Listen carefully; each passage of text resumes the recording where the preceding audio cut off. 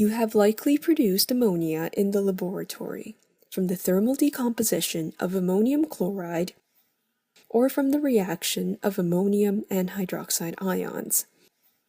Have you ever wondered how ammonia is produced on an industrial scale? In this lesson, we will learn about the Haber process to produce ammonia, developed during World War I by Fritz Haber and Carl Bosch.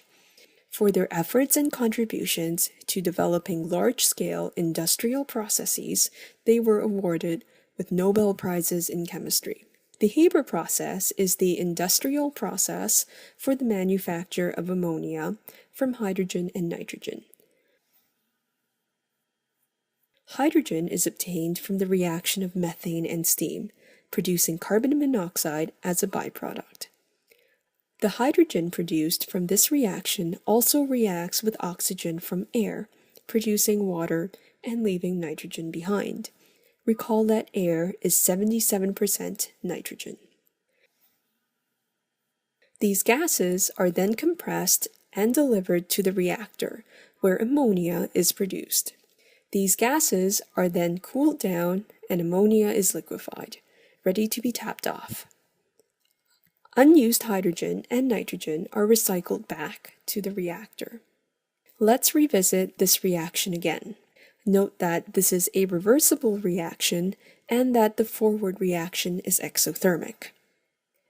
The Haber process uses Le Chatelier's principle to maximize ammonia production while keeping operating and production costs in mind. Le Chatelier's principle tells us that increasing pressure will favor the side with fewer moles. For our case, the production of ammonia. It would make sense to conduct the reaction at a very high pressure, but we must also remember that it is expensive to build and operate a plant that can withstand such high pressures. Therefore, a compromise pressure of 200 atmospheres is used. Let's keep Le Chatelier's principle in mind. What do you think is the best temperature conditions to maximize ammonia production? Please pause the video to think about this and resume once you are ready. Since the forward reaction is exothermic, it would make sense to conduct this reaction at a low temperature. The compromise temperature is 400 to 450 degrees Celsius, which is not exactly low, but not too high. If a low temperature were used, the rate of reaction would be very slow, though the exothermic reaction would be favored.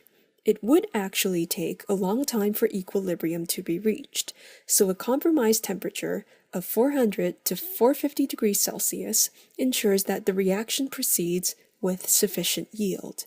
The yield of this process is 10 to 20%. Remember from the introduction that unused gases are recycled, so no reactants are wasted. As well, an iron catalyst is used in this process. The presence of the catalyst does not affect the position of equilibrium, but increases the rate at which equilibrium is reached.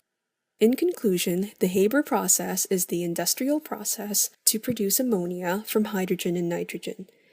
It is conducted at 400 to 450 degrees Celsius and at 200 atmospheres in the presence of an iron catalyst.